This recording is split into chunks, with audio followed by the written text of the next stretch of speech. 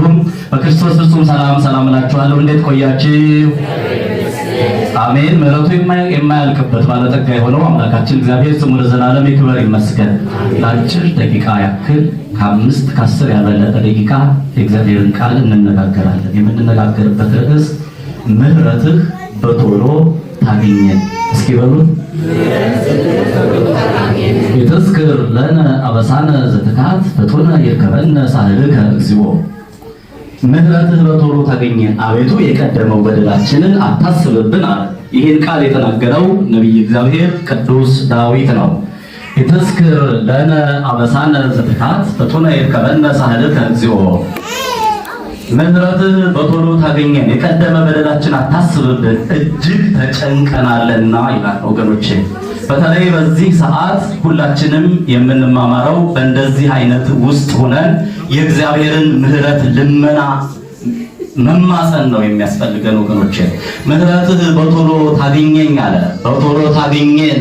ሁላችንም እግዚአብሔርን ልንጠራው ያስፈልጋል። በዚህ ሰዓት እንደነገርኳችሁ ዘመነ አስተምህሮ አንዱ ማስተማር፣ መግለጽ፣ ማሳወቅ የሚለውን ትርጉም ሲይዝ፣ ሌላው ደግሞ ምሕረትን ልመናን ማለት ነው። እኛ እግዚአብሔርን ስንማጸነው ምን ይባላል? ምሕረት እንዲሰጠን እግዚአብሔር ለልጆቹ ምሕረት የሚያደርግበት፣ እኛ ደግሞ ወደ አባታችን ወደ እግዚአብሔር ቀርበን የምንማርበት የምንለምንበትና የምንማጸንበት ነው።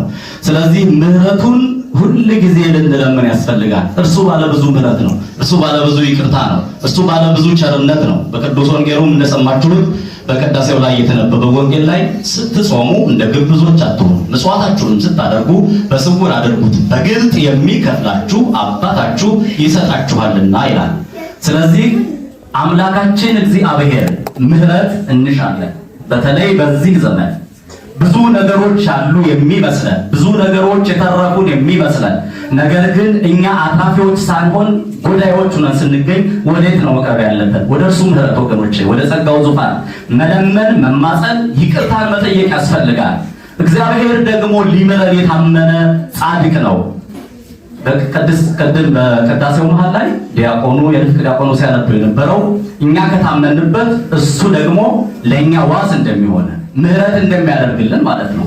የሐዲስ ኪዳን ትርጉሙ ሲተረጎም መናፍቃን ምዝዝ ያደረጉና በአብ ዘንድ ጠበቃ አለን ይላሉ። በጥሬው ሲተረጉሙት ጠበቃ ማለት ተከራካሪ፣ ምርጫ የሚሰጥ ነው ብለው ይተረጉሙታል፣ ሳይማሩ ስለሚተረጉሙት። አባቶቻችን ግን አስማምተው ከአዲስ ኪዳን መተርጉማን ጋር ሲተረጉሙት ጠበቃ የሚለው ምሕረትን የሚያሰጥ ይቅር የሚል ማለት ነው። ራሱ ታራቂ ነው። አንድም ደግሞ በሥጋ ወራት ክርስቶስ ኢየሱስ ሲመላለስ ብዙ ሕዝብ ይከተሉት ነበር። ግማሾቹ ለማየት ገቢረ ተአምራት የእጁን ገቢረ ተአምራት ለማየት ምን ሰራ ምን አደረገ ለማለት ለማጨብጨብ እንዲሁ ዝም ብለው ይከተሉት ነበር። ገሚሶቹ ደግሞ ለመማር ለማወቅና ለመዳን ይከተሉት ነበር። ወገኖቼ ከብዙዎቹ መካከል ደግሞ የሚድኑት የእርሱን ቃል የሰሙት ናቸው። ስለዚህ የእግዚአብሔርን ቃል ስንማር ከሚድኑትና ከሚሰሙት ደግሞም ከሚያመልጡት ወደ ምሕረቱ ከሚጠጉት እንደሆንልን እግዚአብሔር አምላክ መልካም ፈቃዱ ይሁንልን። ስለዚህ ዘመነ አስተምህሮ እኛ ምሕረት እንድናገኝ ወደ እግዚአብሔር የምንቀርብበት ነው። ነቢይ እግዚአብሔር ቅዱስ ዳዊትም የነገረን ይህን ነው። ምሕረትህ በቶሎ ትምጣ። የእግዚአብሔርን ምሕረት መማፀን ያስፈልጋል። በዚህ በማቴዎስ ወንጌል ምዕራፍ 7 ከቁጥር 13 ጀምሮ ያለውን ቃል ብታነቡት እጅግ በጣም ደስ ይለኛል። አሁን ጊዜ ስለሌለ አጠራርገው ነው የሚሄደውና ወደ 3 ነጥቦች ተነስተው ነገር ግን ሁለት ሐሳብ ያላቸው ናቸው። የመጀመሪያው ጠባብና ሰፊ የሚል አለ፣ የሚያፈራና የማያፈራ የሚል አለ፣ ደግሞም ዝቅ ይልና ባሸዋ ላይ የተሰራና በጸናው መሰረት ላይ የተመሰረተ የሚል አለ።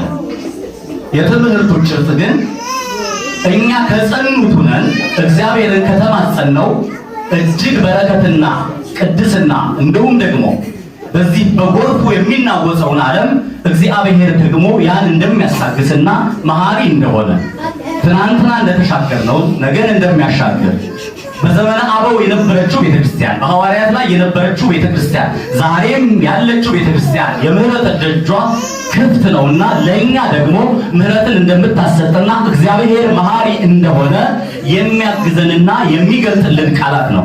በጠባቡ ስትሄዱ ጠባቡ መንገድ እጅግ በጣም ጥቂቶች ናቸው የሚሄዱበት ይላል በዚሁ በቃሉ ላይ። ጥቂቶቹ በጠባቡ ይሄዳሉ፣ ነገር ግን ብዙ ትርፋማ ይሆናሉ።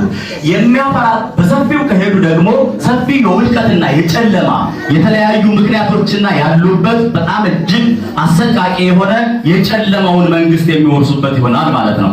ስለዚህ ዛፉ ደግሞ የማያፈራ ከሆነ ተቆርጦ ይወድቃል ይላል። ስለዚህ የሚያፈራው ዛፍ ምንድነው ስትሉ በቃሉ የሚረጋጉ፣ በቃሉ የሚጸኑ፣ ቃሉን የሚያዳምጡ፣ ቅዳሴውን የሚያስቀድሱ፣ ኪዳኑን የሚሰሙ፣ የእግዚአብሔርን ምሕረት የሚለምኑ ሰዎች እነዚህ ፍሬ አፍርተዋል ማለት ነው። ምክንያቱም አምኖ መለመን ስለሚያስፈልግ ማለት ነው። ዝቅ ይልና የመጨረሻው አጠር አድርጌ ነው መነግራችሁ ብያለሁ፣ የቤቱ ጉዳይ ነው። የሚገርማችሁ ቁጥር 25 ላይ የማቴዎስ ወንጌል ምዕራፍ 7 ከቁጥር 25 ላይ በዓለት ላይ ስለተመሰረተ አልወደቀም ይላል። ምን ማለት ነው? ዓለትስ ምን ማለት ነው? ዓለቱ ወገኖቼ የመጀመሪያው የእግዚአብሔር ቃል ነው። የእግዚአብሔርን ቃል እየሰሙ የማይተረጉሙ እነሱ ተቆርጠው ይካሉ ወይም ደግሞ በአሸዋ ላይ እንደተሰራ ቤት ይፈርሳሉ ይላል። በዓለት ላይ ከተሰሩ በዓለት ላይ ከተመሰረቱ ግን ለዘላለም ይጸናሉ አለ። ለቅዱስ ጴጥሮስም አንተ ኮከብ አንጻ ለቤተ ክርስቲያን፣ አንተ መሰረት ነህ፣ በዚህም መሰረት ላይ ቅድስት ቤተ ክርስቲያንን እመሰርታታለሁ ብሎ ለቅዱስ ጴጥሮስ የነገረው የቤተ ክርስቲያን መሰረት ነው። ታዲያ መሰረት ስንል እብን ይለዋል በግዕዙ ድንጋይ ማለት ነው። ድንጋይ ደግሞ መሰረት ማለት ነው። ቤት የሚሰራው ደግሞ በመሰረቱ ነው። መሰረቱ ደግሞ ድንጋይ መሆን አለበት። ስለዚህ የእግዚአብሔር ቃል መሰረት ነው ለሚጸኑ ሰዎች፣ ምሕረት ለሚለምኑ ሰዎች፣ ከእግዚአብሔር ጸጋንና ምሕረትን የሚለማመኑ የሚለምኑ፣ የሚንበረከኩ፣ የሚጸልዩ ሰዎች ከእግዚአብሔር ምሕረት የሚያገኙት የጸኑት ናቸው ነው።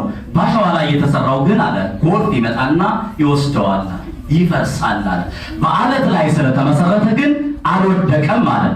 የድንጋዩ ወይም የመሰረቱ ምሳሌ የመጀመሪያው ቃል እግዚአብሔር ነው። ሁለተኛው ቤተክርስቲያን ናት። ሶስተኛው ራሱ መድኃኒታችን ኢየሱስ ክርስቶስ ነው። እሱ ዓለት ነው፣ የማይናወጥ ዓለት፣ የማይፈርስ ዓለት፣ ምንም ቢሆን ተደግፈ ነው የማንደነግጥ የማንፈራው ከእርሱ የተነሳ ነው። የእግዚአብሔር ስም የጸና ግንብ ነው ይላል ቃሉ። መሰረት ነው። ቤተክርስቲያን መሰረት ናት። ቤተክርስቲያን በዘመነ ሐዋርያት ከቅዱስ ጴጥሮስ ከዚህ ቃል ተነስተን ዛሬ ድረስ የጸናችውን ቤተክርስቲያን ይዘን እንኖራለን። ስለዚህ ዛሬ ምሕረቱ ያስፈልገናል ወገኖቼ። በፍጹም ልናሸንፍ የምንችለው የእግዚአብሔርን ምሕረት ስንይዝ ብቻ ነው። ሰው በጉልበቱ ምንም አድርጎ አያውቅም ወገኖቼ። እኛ ጉልበታችን ክርስቶስ ነው። ቀኑን ሙሉ ስለአንተ እንገደላለን፣ እንደሚታረዱ በጎች ሆነናል። ዛሬ ክርስቲያኖች በግፍ እየታረዱ ነው ወገኖቼ። ደማቸው እየፈሰሰ ነው፣ እየሞትን ነው። ስለዚህ ክርስቶስ ደግሞ ለኛ ምሕረት ስለሚያስፈልገን ይመጣልናል። አዎ ሳንደነግጥ ሳንፈራና ሳናፍር በፊቱ ሁሉ ጊዜ መለመን ያስፈልጋል።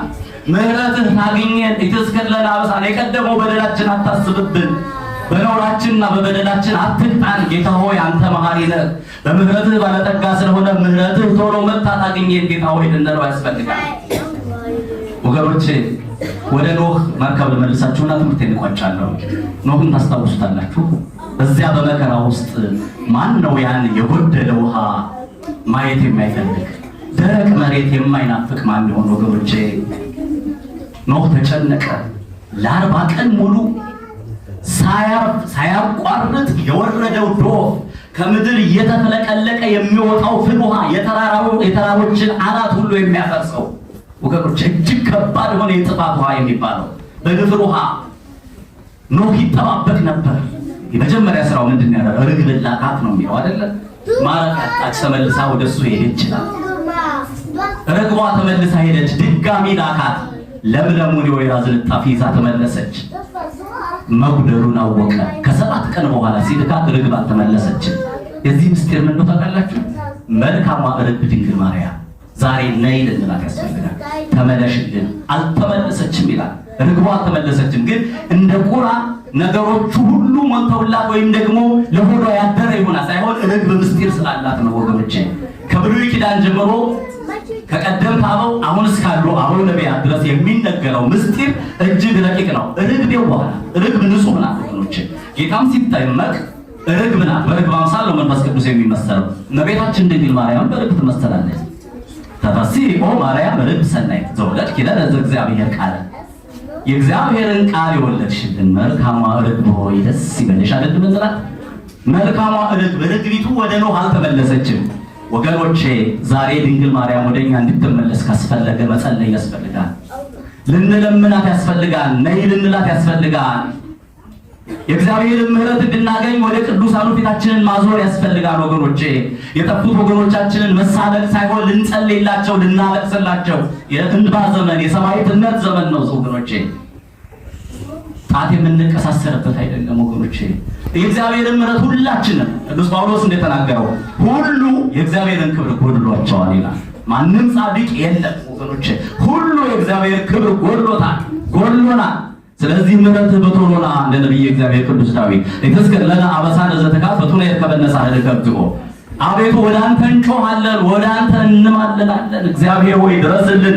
ምሕረትህ በቶሎ ታገኘልን ያስፈልጋል እንደ ነብይ እግዚአብሔር ቅዱስ ዳዊት የእግዚአብሔር ምሕረት የእግዚአብሔር ጸጋ የእግዚአብሔር ቸርነት ወደኛ ይምጣ ወገኖቼ በጊዜው የሚታሰቡት ቅዱሳን በዛሬው ዕለት አጋዕዝተ ዓለም ሥላሴ ቤታችንን ይባርኩልን ወገኖቼ ለሀገራችን ምሕረት እንዲመጣ ካስፈለገ ወገኖቼ ወደ ጸጋው ዙፋን መቅረብ ነው የሚያስፈልገው እኔ ይሻላለሁ ሳይሆን እግዚአብሔር ይሻላል እንበል ወገኖቼ ከእርሱ የተሻለ ማንም የለም ስለዚህ የእሱ ምሕረት ያስፈልገናል ክንዱ ያስፈልገናል ሙሴን ያሻገረ ክንድ ያስፈልገናል ወገኖቼ እስራኤላውያንን ያሻገረው ያ ክንድ ከግብጽ በረሃ በባርነት ወወየ እግዚእ ኢየሱስ ወደ ግብጽ ወደ ምድረ ሊባኖስ ዘብሔር አጋዚ ኮይና ታውቃላችሁ ወገኖች ዘብሔር አጋዚ ክርስቶስ እኮ ወደኛ መጥቷል ድንግል ማርያም እኮ ወደኛ መጣለች ስለዚህ የመጣው ያን ችግር ያን መከራ ለማቅለል የግብጽን ጣዖታት ለመሰባበርና ለማፍረስ ነው ክብር ምስጋና ለስሙ ይሁን አፈራርሶታል ወገኖቼ ስለዚህ በእኛ በምድረ አጋዚ ወይም በሀገራችን ያለው የሰማዕትነት ከንቱ ደም ወገኖቼ በከንቱ ያፈሰሱብን ነው ወገኖቼ ግን ስለ መንግስተ ሰማያት እንሞታለን መራራ ሞትንም እንታገሳለን ወከአው ደሞ በእንተ እግዚአብሔር ወታገሱ ሞተ መሪር እንተ መንግስተ ሰማያት ለስለ መንግስተ ሰማያት መራራ ሞትን ታገሱ በሰይፍ ተተረተሩ በመጋዝ ተሰነጠቁ አምነው ሞቱ ነው ወገኖቼ አምነን ምሕረቱ እንዲመጣልን መልካም ፈቃድ ይሁንልን ወደ እግዚአብሔር እንድንጠጋ አምላካችን እግዚአብሔር ያግዘን አሜን ጸጋና ሰላም ምሕረት ፍቅር ከሁላችን ጋር ይሁን ያስተማረን የገሰጸን አምላካችን እግዚአብሔር ይመስገን።